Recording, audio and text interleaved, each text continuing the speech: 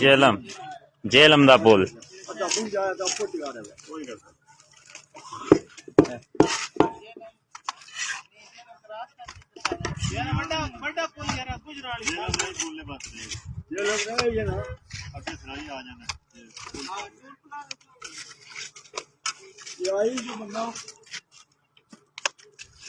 ओ वाम भी आन लगी किथों लंघना हमारे को दरिया विचू लंघो जेलम दरिया विचू लंघो जेलम दरिया विचू सील है जेलम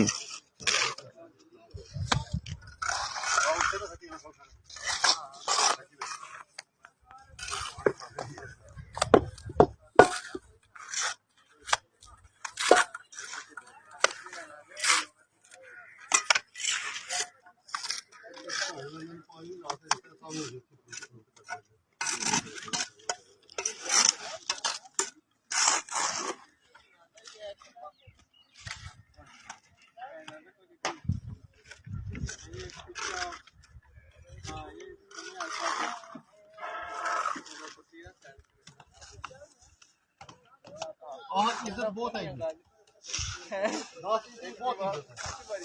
इधर तो अफसोस करने है आपका ये बने एक प्रदेशी का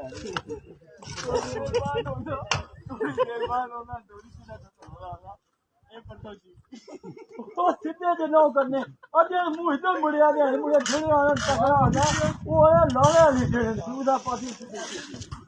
अच्छा दीवार में बना दिया कि ना मतलब टकाना भाई वीडियो बना देंगे अगले रोला पे जाना हां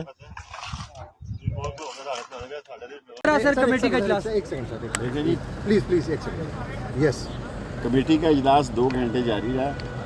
और तमाम सूरत हाल पर बातचीत हुई है। अभी उसका एलामिया जारी कर देंगे कमेटी में और अगर ज़रूरत महसूस हुई तो मैं भी 3 बजे मीडिया से टॉक करूँगा।